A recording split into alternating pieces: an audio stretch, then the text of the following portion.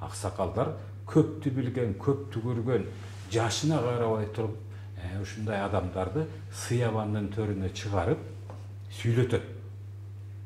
Ал 40 жашта болобу, 50 жашта болобу ага карабайт. Сыябандын төрүнө чыгарып алып, сыйлуу адамдардан таң ашыра сүйлөтүшөт. Соодагерлер аркылуу, кербен жолдор менен аркылуу көптү көрүп, көптү билген адамдардын баары сүйлөтүшүп, дүйнөдөн кабар алып турушкан. 18-кылымдын 2,5-ында, 19-кылымда жашаган жейит акелерибиз, данышмандарыбыз, Молдо Нияз, Тоголок Молдо, эмне деген биздин Залкарлар, Арыстанбек, жеңи жокторубуз элди таң калтырган ушу чыны Карагайга чыгат экен, алысты зым менен тугат экен деп өмүрүндө столбанын электричествону көрбөгөн адамдарыбыз болжошкон. Мындан 100 жыл мурда, 150-200 жыл мурда экөөбүз отурган стол, сен тартып аткан камера, телефондук аппараттар жомок болгон. Ошолукта ушуну айткандар адамдарды камашкан, еретиптер деп, эл бузарлар деп орто кылымда.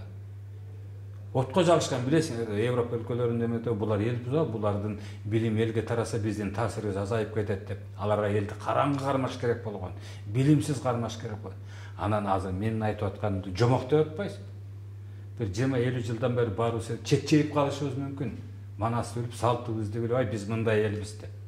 Биз ислам дининде жакшы көрөбүз, жакшы тутунабыз. Ислам дини Кыргыз наркында, салтында чырмалышкан, бирин-бири колдогон дин.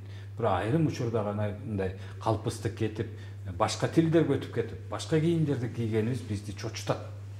Аларды жок, кийбе, өтпө деп айта албайбыз, бирок балдарды кантип тарбаш керек? Биз мындай элбиз, биз мындай кийингенбиз. Биз мындай жүргөнбүз, мындай жүрүмтүү билген, ошондой эле ыймандуу Кудай Тааланы, Алланы жүрөгүбүзгө тутуп, бирок улуттук кийим наркыбызды сактап, ширелишип, чапталышып, биригип жашаган элбиз. Биз жөн эле башка бир дүйнө таанымдарды сыртка сүрө берген эмеспиз.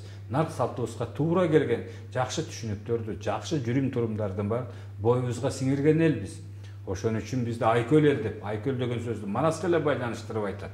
Башка бир ой тутумга бул жабышпайт. Айкөл табылды, айкөл Курманбек, айкөл Семетей деп айта албайсың, жарашпайт. Айкөл Манас десең, так өзүнө келе түшөт. Мына ошон үчүн биз ушундай өзөктүү, уюткулуу журтпуз, муну каныбыз менен өткөрүп, денебиз менен өткөрүп айтып келе жатабыз. Анан эмне иш кылдың дегенде, мына ошону Манас туктум, нарк туктум, салт туктум, баарын айтып коюшкан.